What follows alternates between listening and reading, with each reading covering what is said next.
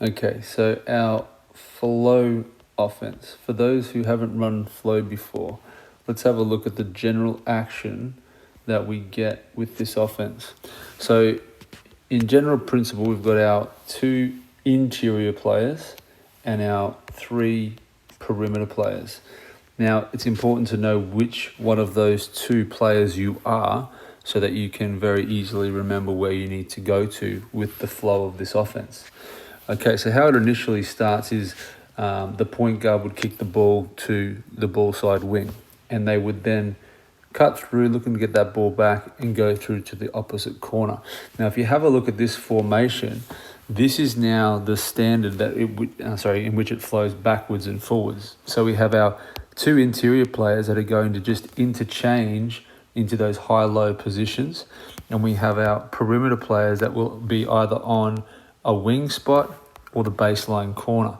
So what it will look like from here after that initial pass and cut through is that the ball gets reversed through one of our interior players at the top, and as they catch and rip the opposite direction, they're looking to, as one option, drive or dribble at the wing player, which would send them through to the opposite corner. And as they're doing that, they're looking to do a dribble handoff with the perimeter player in the corner.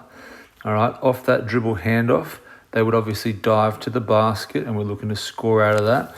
And as that action's happening, the other interior player is then covering that top spot. So like we said, the 4 and the 5, or the interior players, are just going from the low block up to the high position, looking to score and get position in their action. So if you have a look at that position now, we are literally in a mirror image from where we started before. So to reverse the ball, we go through the interior player that's at the top. They're going to dribble at this side and push that wing player through to the opposite corner, and they're going to then continue on with a dribble handoff with the perimeter player that was in the corner, diving to the basket. Opposite interior player then comes out and fills, and we're back in that initial position where we've got our baseline and wing on one side, our 3 side as we call it, and our 2 side with the 1 wing player and the big that's just dive to the basket. So 3 side and 2 side. So from here we can have a look at a couple of different options, keeping it quite simple. Let's say we're playing a team who is pressing up the floor. So we want to be able to release the dribbler, give them a punch screen up the floor. If that happens, then we're initiating straight into flow. Whichever side that player decides to go off the screen automatically sends the wing player on that side through to the opposite corner, and the interior player will also shift away from the ball. Okay. The interior player who set the punch screen, will follow the ball to the same side, and they will play straight into a 2-man game, a screen and roll action. All right, from there, all right, as soon as that interior players come through to set the pick, this player started to move away from the ball and will also then lead back up to the top. And you can see the formation starting to take place. So as they come off that screen and he rolls, we've got that 3-side action on the other side ready to go. So we would dribble at, send through, dribble handoff to the 3, dive into the basket, and constantly flowing backwards and forwards through that action. So everything else there was the same.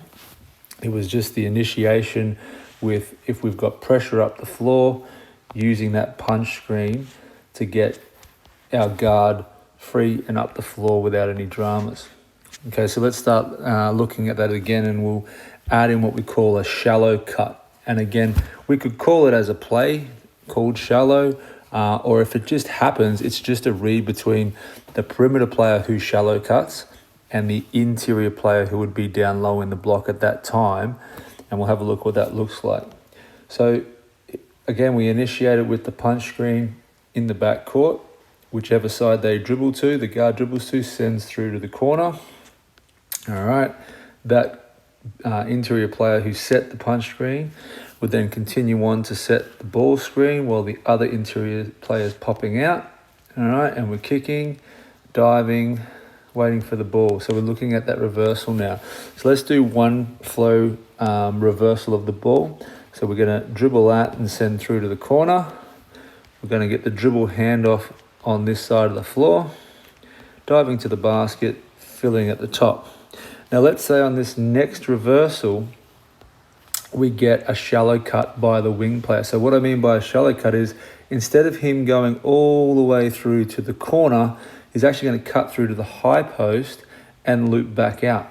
So as the dribble drive happens here, and we see this action, or we've called this action, all right, popping out there, instead of the dribble handoff, we're looking for the cutter coming up to the high post.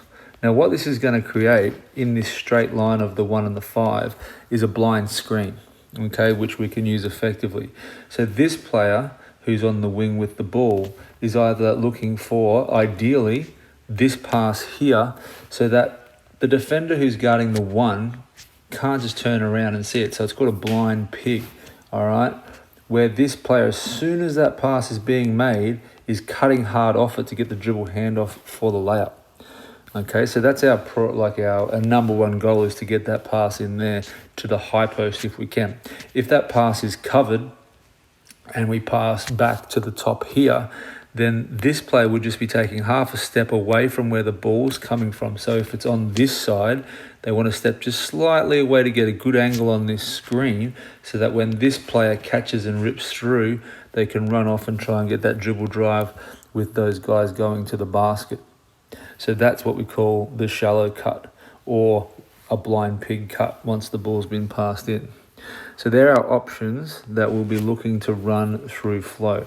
There are many other things you can do with flow that just come with the creation of each individual player. An example of that might be if the ball gets reversed and dribbled at the 1, this player here, the 1, might decide, rather than cutting through or shallow cutting, that they want to go and set a pick down for this player to come off, and then a dribble handoff could happen after that, all right, to the 3 to come off. So it's almost like a double staggered screen. But after that would happen, the 1 would just continue where they would have normally been going, all the way through to that opposite corner. So we've still got, on the opposite side to the ball, the 2 perimeter players, 1 in the baseline and 1 on the wing. Off that, obviously we would have the 2 interior players interchanging as well. Another option might be where we play a 2-man game off this, same type of thing, where maybe the 2 goes down and sets the pick and comes off, and we kick the ball there and just run a straight on ball. And then again, the 2 player who was on the wing would just continue through to the corner of the court. So whatever happens on the ball reversal, all right, we just need to make sure, whether we screen down or back pick, whatever it is, we still send that player who's on a wing through to the opposite corner, and we've always got that balance of the 2 wings and the corner with the perimeters and the bigs, or the interior players, in our low block and high post, or high spot for the reversal. So that's the general flow offense with our shallow cut and our blind pig action through the high post.